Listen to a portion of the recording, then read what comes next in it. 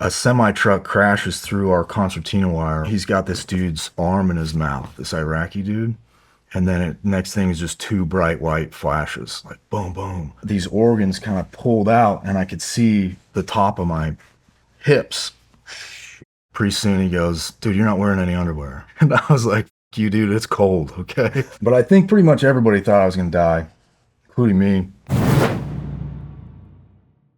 So on the 5th, that morning, we go to S2 and get the brief. And the brief is like, hey, you need to be on the look for VBIEDs because they're going to attack you with a VBIED. And he said, all right.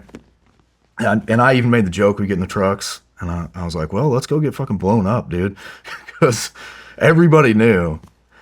We get there to this place called the Glass Factory, and it's just like what you would imagine. It's a factory. You've probably been there. And I haven't.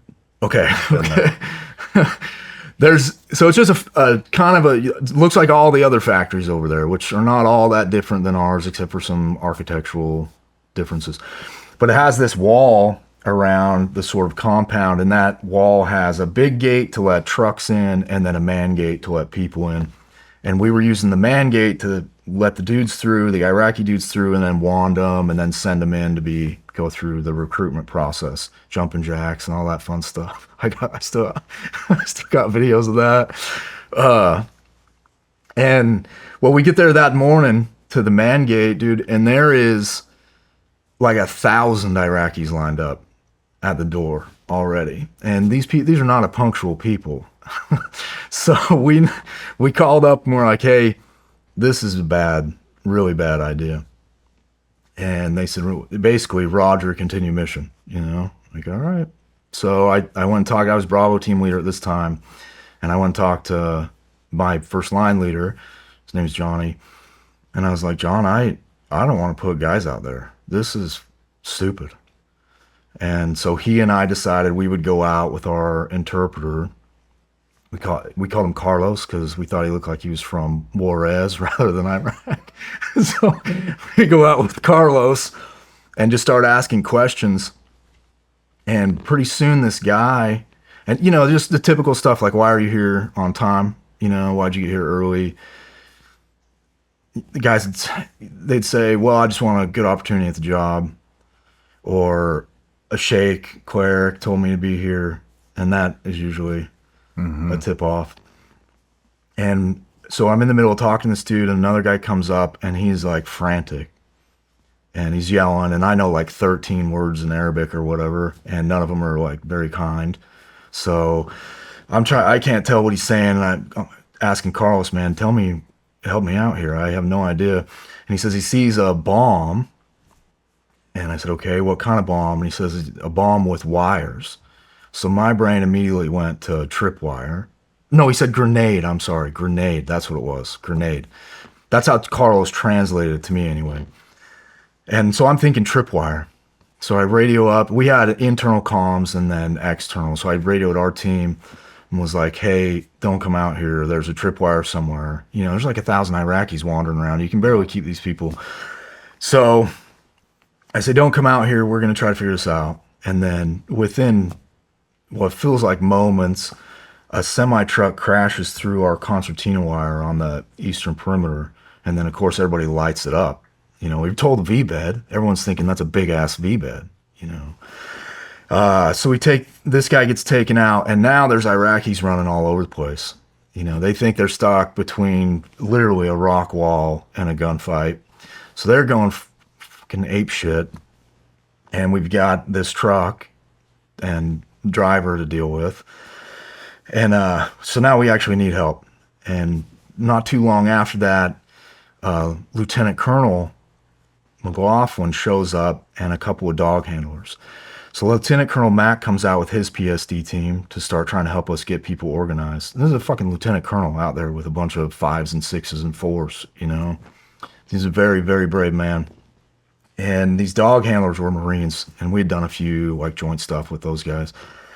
And they said, hey, do you want us to go get our dog? And Sergeant Can's dog was sleeping on the hood of my truck. I was like, yeah, go get that sucker up, dude.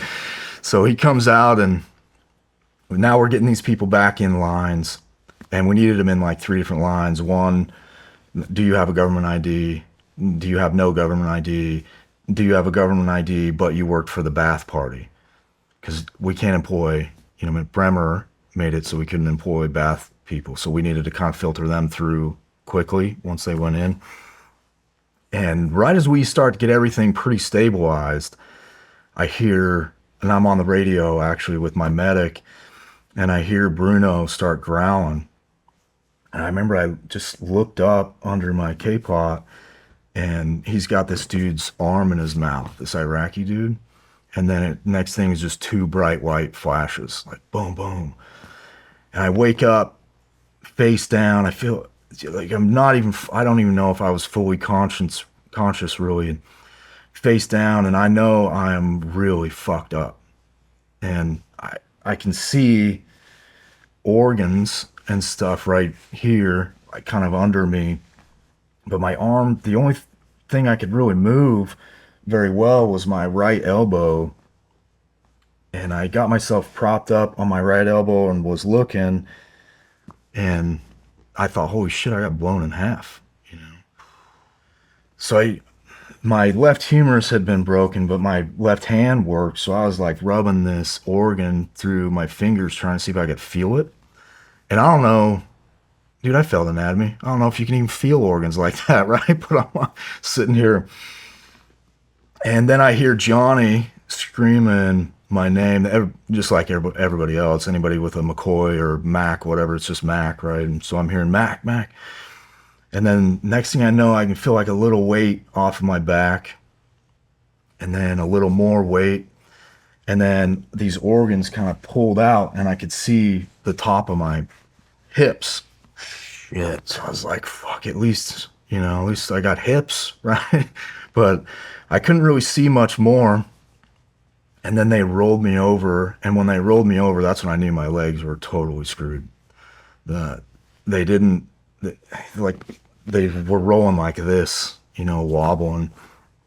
And what had happened is essentially everything that didn't have armor on it got hit by ball bearings. And my right femur was busted in 2 places, my left in 3, my left tibia, my left hip was broken in 2 spots, my right hip in 1, my radius and ulnar were broken, all the bones in my right hand, my right median nerve was transected right here at my wrist, my left humerus was broken, I had brain injury, busted ribs, broken back, and I was laying there bleeding. And the first thought you have is, after seeing stuff, you think there's just absolutely no fucking way I'm gonna live, So then you start doing that stupid shit, like, tell my mother I love her and that kind of stuff. And then my medic gets there, and he starts cutting my pants off to try to assess, right? And pretty soon he goes, dude, you're not wearing any underwear, And I was like, fuck you, dude, it's cold, okay? So we're trying to have as much fun as we can about it. But I think pretty much everybody thought I was going to die, including me. And every time, so your femurs, your glutes are so strong that when your femurs break that bad, they contract, they pull together. So my femurs are like as long as they were wide, which in the end might have saved my life really from bleeding out. But I could see every time my heart would beat, blood and kind of pus and stuff would come out of all these different holes. It was like if you had a water bottle and squeeze it rhythmically. Damn. And so they were trying to get that stuff patched up, and I think they realized pretty quickly that they just had to get me on a Medevac or I wasn't going to make it. And the Medevac they had available was a 5-ton. So they threw me on a litter and then put me on this 5-ton. And some sergeant major, in his infinite wisdom, had put speed bumps on the road all the way from Ogden Gate to Charlie Med. So those 5 tons, it's like riding on a brick already. Yeah. And so just bouncing back there, rattling. I feel my bones inside. In my book, I think I described it as like a bag of wrenches. you know. Damn. And they get me to Charlie Med, and that's where they established, started getting blood transfusions going in my arms. And then they put me on a bird to try to medevac me to VBIED, which is where you want to go. You want to get to an Air Force base instead of an Army one, right? But we got in the air, and then I was bleeding out too much, so we had to stop in TQ to Quadam. You stop there to get more blood, and then again we had to stop in Fallujah. They had a holy shit, man. Yeah, and they had a trauma med center there, and so they started. That's where they put the PICC line in my neck, I think. So at one point I had like 8 quarts of blood going in, but I was developing compartment syndrome in my legs, so they were swelling internally, and they were doing everything they could to try to save my legs, So to Fallujah, they got me in traction splints, and I hadn't had any pain meds yet because my blood pressure was so low. They couldn't hit me with morphine, So they grabbed my legs and they gave me like a rag to bite on. And man, the pain was intense enough that I was in and out anyway, I think. But I bit down on that, and they got my leg on those traction splints and stretched them out. And then they took a knife and cut, obviously a surgical knife, not like a buck knife or something, but they split me from knee to hip on both sides all the way up, and then put wound vacs in to try to peel that swelling and infection and that kind of shit out. And then I went from there to VBIED, and then from VBIED to Landstuhl, and then from Landstuhl to Walter Reed.